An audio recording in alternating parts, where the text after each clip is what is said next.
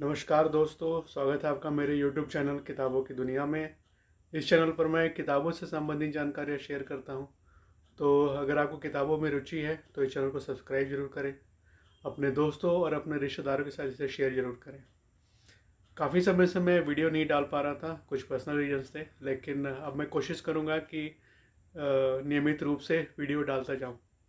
आज के इस वीडियो में मैं किसी खास किताब के बारे में तो बात नहीं करने वाला। मैं एक जनरल डिस्कशन आपके साथ शेयर करना चाहता हूँ। कुछ किताबें मैंने अभी पढ़ी हैं उनके बारे में, और कुछ वैसे ही कुछ अगर कोई चीज़ मेरे माइंड में अभी आएगी तो मैं आपके साथ शेयर करूँगा। तो एक दो किताबें जो मैंने पढ़ी जो अभी हाल फिलहाल में, वो काफ़ी अच्छी है। उसमें एक जो किताब है वो इंडिया के स्पेस रिसर्च प्रोग्राम से संबंधित है। तो जब भारत आज़ाद हुआ और फिर उसके बाद से कई सारी चीज़ों पर काम होना शुरू हुआ, तो स्पेस प्रोग्राम भी उसमें से एक चीज़ थी। लेकिन उस समय कई सारे ऐसे देश भी थे जो ये नहीं चाहते थे कि भारत इस प्रोग्राम में या फिर अपने स्पेस की टेक्नोलॉजी में काफ़ी प्रगति कर पाए। तो वो कई तरह के षड्यंत्र भी रचते थे। तो इसी तरह की एक कहानी थी, एक से संबंधित एक किताब है जो कि एक केरला के एक साइंटिस्ट थे, नाम्बी नाम्बियार। तो उनके जीवन पर आधारित है। उनको उस जासूसी के केस में फंसाया भी गया था। हालांकि वो कोर्ट ने उनको रिहा कर दिया, उसमें उनका कोई भी वो नहीं था, हाथ नहीं था। लेकिन हाँ, उनको फंसाया जरूर गया था। किताब का नाम था रेडी टू फायर। ये किताब जो मैंने पढ़ी थी, और काफ़ी अच्छी किताब थी। इसमें सिर्फ इस जासूसी के बारे में नहीं बताया उन्होंने, ये भी बताया कि किस तरह से एक जो विकास इंजन है, जो आज भी भारत के कई सारे जो स्पेस मिशन होते हैं उनको उसी विकास इंजन के अलग अलग वर्जन्स और एडवांस टेक्नोलॉजी वाले वर्जन्स को यूज़ किया जाता है। तो सब पहली बार वो डेवलप किया था फ्रांस की स्पेस एजेंसी के साथ मिलकर। तो किन किन दिक्कतों का सामना करना पड़ा, कई सारे अड़चने सामने आई। षड्यंत्र इसी के आधार पर मैंने अमेरिका तक का नाम कहा जाता है कि उस वो शामिल था इसकी इस चीज़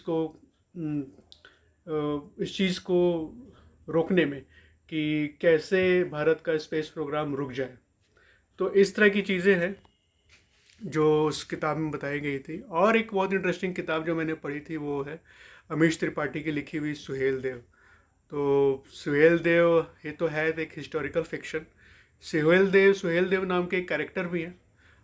उनके बारे में आप नेट पर पढ़ेंगे तो कुछ जानकारी आपको मिलेगी, लेकिन मुझे उसके बारे में ज़्यादा नहीं पता है। मेरी जानकारी बहुत ही सीमित है, और वही जो इंटरनेट पर अवेलेबल है उससे संबंधित है। तो अमीश त्रिपाठी के इस किताब में आपको ये देखने को मिलेगा कि किस तरह से सुहेल देव ने भारत के जो छोटे छोटे राज्य थे, जो अलग अलग थे, उनको इकट्ठा किया। और उनको तब इकट्ठा किया उन्होंने जब भारत के ऊपर विदेशी आक्रमण बहुत हुए। तो यहाँ के लोगों ने मिलकर किस तरह से जो सिर्फ अपने बारे में सोच रहे थे, तो उन सबको उन्होंने एक यूनाइट किया और फिर उस विदेशी आक्रमण का जवाब दिया। तो ये काफ़ी अच्छी किताब थी जो मैंने पढ़ी। साथ ही साथ मैंने एक बहुत ही प्रचलित किताब पढ़ी, सेपियंस, जो कि मुझे पता नहीं बहुत ही ज़्यादा अच्छी तो नहीं लगी। उसमें कुछ खास मुझे मज़ा आया नहीं, और मैंने 20 या 25% के बाद मैंने उस किताब को छोड़ भी दिया। क्यों छोड़ा? क्योंकि उसमें मुझे ऐसा लग रहा था कि वो ना किसी हिस्ट्री के बारे में नहीं बता, और काफ़ी ऊपर ऊपर की चीज़ें बता रहे थे वो। और उसमें ज़्यादातर हिस्ट्री से ज़्यादा उसमें वो एजेंडा आपको दिखेगा, शायद किसी तरह का एक खास तरह का एजेंडा जो कि समाज को तोड़ता है। इस तरह की चीज़ें वो धीरे धीरे वो डायरेक्ट आपको नहीं दिखेगी, पर आपको ऐसे दिखेगी कि बहुत सारी जो चीज़ें होती हैं समाज में, जैसे रिलीजन होती है, एक सोशल स्ट्रक्चर होता है। तो उस चीज़ को वो, अब आज हम जैसे किसी भी रिलीजन को देखते हैं या फिर किसी भी सामाजिक ढांचे को देखते हैं, तो हम ये देखते वो उसका विकास हुआ है धीरे धीरे, हजारों सालों से, सैकड़ों सालों से हर एक स्ट्रक्चर का एक विकास हुआ है। और सर्वाइवल तो सबकी रही है, हर एक जाति की अपनी सर्वाइवल रही है। यहाँ पर जाति में किसी मनुष्य किसी खास जाति के बारे में नहीं कह रहा हूँ। मतलब मेरे कहने का मतलब कि बहुत सारे जैसे पहले आपको मानव के विकास में होमोसेपियंस, निएंडरथल और क्या क्या बहुत सारी चीज़ें थे जो आपने अपने हिस्ट्री की किताब में पढ़ी होंगी। तो इस चीज़ को उन्होंने एवोल्यूशन को बड़ी ही निगेटिव तरीके से दिखाया है, तो वो चीज़ मुझे अच्छी नहीं लगी।